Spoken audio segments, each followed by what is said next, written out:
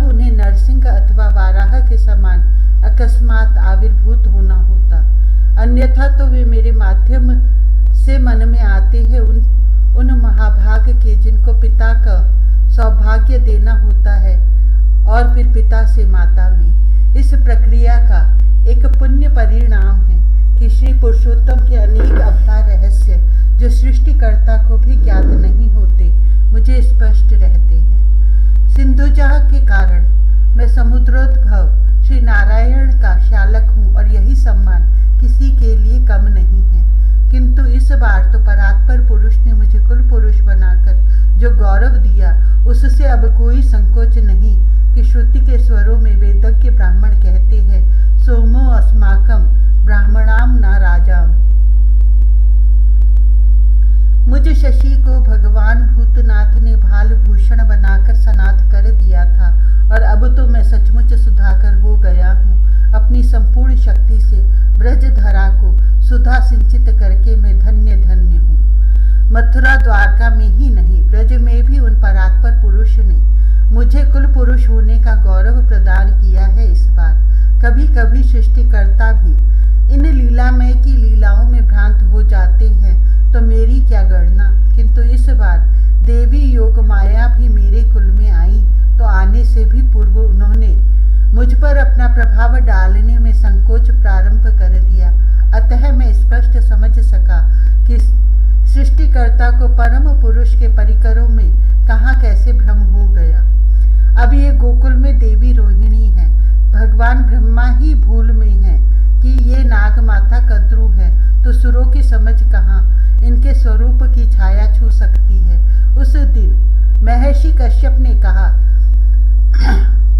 पुरंदर के जन्म से पूर्व की बात है, मैं नाग माता कद्रू के समीप था और देवी अदिति मेरे सामीप्य को उत्सुक थी।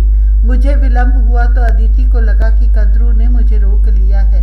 उन्होंने कद्रू को रुष्ट होकर मानव योनि में जन्म लेने का शाप दे दिया। जब कद्रू ने सुना उन्होंने भी यही शाप अदिति को दिया। अब मैं अंश रूप से मथुरा में वसुदेव के रूप में उत्पन्न हुआ तो अदिति देवकी तथा कद्रू रोहिणी के रूप में आ गई। लेकिन अब देवकी के लिए रोहिणी परम प्रिय है और रोहिणी देवकी पर प्राण देती है। महर्षि कश्यप मेरे भाई होते हैं क्योंकि वे भी मेरी भांति सृष्टा के पौत्र हैं, किंतु मुझे कहाँ अधिकार है कि परात्पर पुरुष के रहस्य प्रकट करूं। यह तो महर्षि को स्वयं सोचना चाहिए कि धरणीधर शेष और साक्षात भगवान अनंत में अपार अंतर है। उन गोलोक बिहारी के अग्रज को अवतीर्ण होना है तो माता रोहिणी ही आवेंगी, नाग माता कद्रू केवल उनसे एक हो सकती हैं। यही भ्रम भगवान ब्रह्मा को है और गोकुलेश्वर तथा वृषानुपुर के स्वामी दोनों ही परिवारों के संबंध में है। बहुत सीधी सी बात है कि जब उन निखिल लोक महेश्वर को अवनी पर अवतीर्ण होना है तब उनका नित्य धाम धरा पर ब्रज बनकर आविर्भूत हुआ है तो उनके नित्य परिकर भी यथाक्रम आवेंगे ही। जगत में इन परिकरों के ही तो प्रतिबिंब जन्म जन्म से जीव बने भटक रहे हैं। अब जिनका पुण्य परिपाक हो गया है, जो उन आनंद घन का सानिध्य पाने का अधिकार अर्जित कर चुके हैं, वे अब इस अवतार काल में अपने नित्य दिव्य चिदगन स्वरूपों से एकत्व तो प्राप्त करेंगे ही। वसुश्रेष्ठ द्रोण ने अपनी पत्नी धरा के साथ गंधमादन पर्वत पर सुप्रभा के तट पर गौतम आश्रम में रहकर श्री हरि के दर्शन के निमित्त घोर तप किया, क्योंकि सृष्टि के प्रारंभ में तो सृष्टा सबको ही सृजन करने का आदेश दे रहे थे। उन हंस वाहन चतुर्मुख ने धरा और द्रोण को भी यही आदेश दे दिया था। ये दंपति चाहते थे कि श्री नारायण इनके पुत्र बने।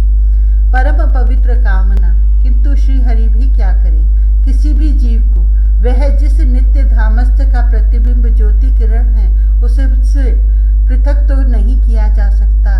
जीव में अविद्या का आवरण न हो, वह अपने स्वरूप को ही समझे तो जीव ही कैसे कहा जाए। वसुश्रेष्ठ द्रोण और देवी धरा को कहाँ पता था कि वे जो चाहते हैं वह तो उनके अकल्पनीय प्राप्य का शुद्रांश भी नहीं है। शताब्दियां व्यतीत होती चली गई कि श्री हरि का दर्शन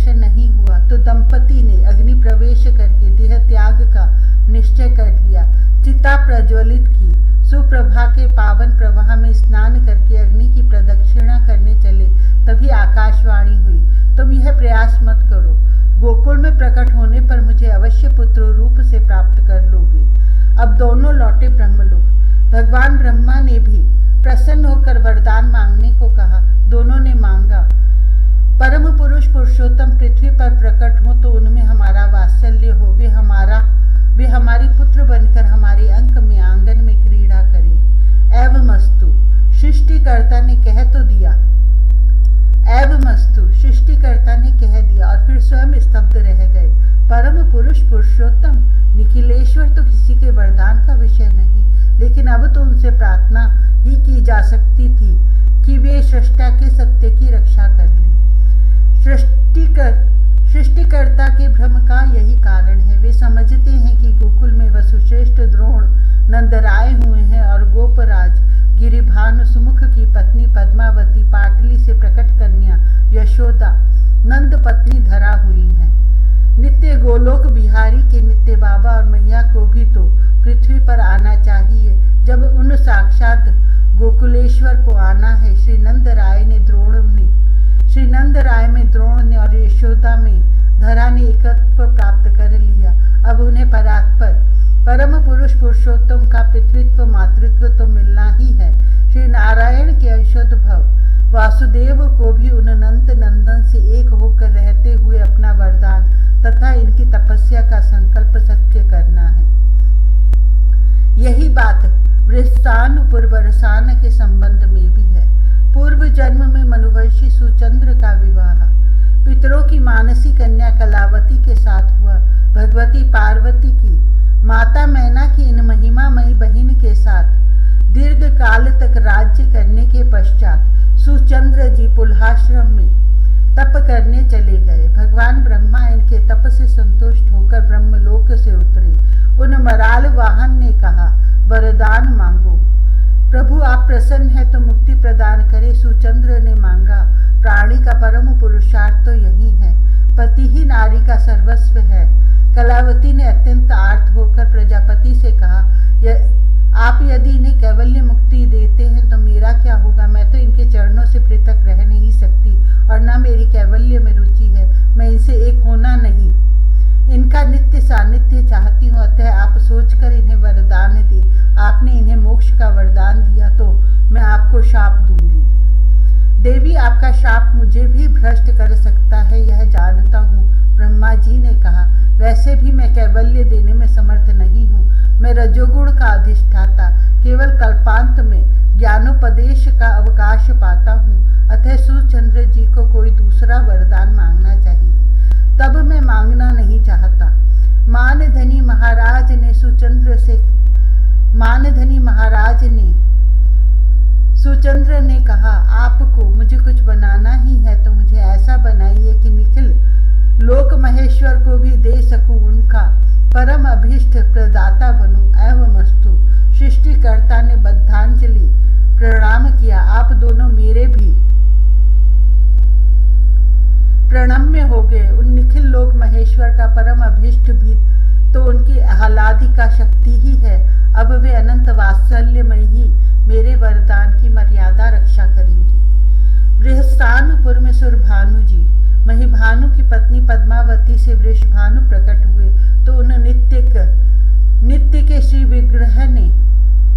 विग्रह में सुचंद्र ने तादात्म्य स्थापित कर लिया। कान्य कुब्ज नरेश भलंतन के यज्ञ कुंड से वृषभानु की नित्य प्रिया देवी कीर्तिदा प्रकट हुई। उनसे एक होने के कारण कलावती अयोनिजा बनी रही। अब यह तो सर्वविदित ही है कि अपने मित्र वृषभानु के लिए नंदराय ने अपनी कौमार अवस्था में ही कान्यकुब्ज पति से उनकी यज्ञ कुंडोद्भवा कन्या मांगी थी और ब्रजपति पर्जन्य के कुमार की प्रार्थना स्वीकार करके कान्यकुब्ज नरेश ने वृषभानु को बुलाकर सविधि कन्यादान कर दिया था। अब तो ब्रजधरा पर गोकुल में उन परम पुरुष के अग्रज भगवान अनंत अवतीर्ण हो चुके हैं। उनका परिकर आने लगा है। मेरा कुल, मेरा यह भुवन भूषण कुल जो मुझे भी परम धन्य करता है, बढ़ रहा है। उन अनंत के आविर्भाव के 2 दिन पश्चात जी की पत्नी तुंगी की गोद पूर्ण हुई। इनके पुत्र का नामकरण हुआ ऋषभ। इसके ठीक 7 दिन पीछे सनंद की पत्नी कुबला के अंक में अर्जुन आया और उसके 3 सप्ताह के पश्चात अभिनंद जी की पत्नी पीवरी का गृहपुत्र जन्मोत्सव से मुखरित हुआ। इस बालक का नाम विशाल उसके आकार के अनुरूप ही था।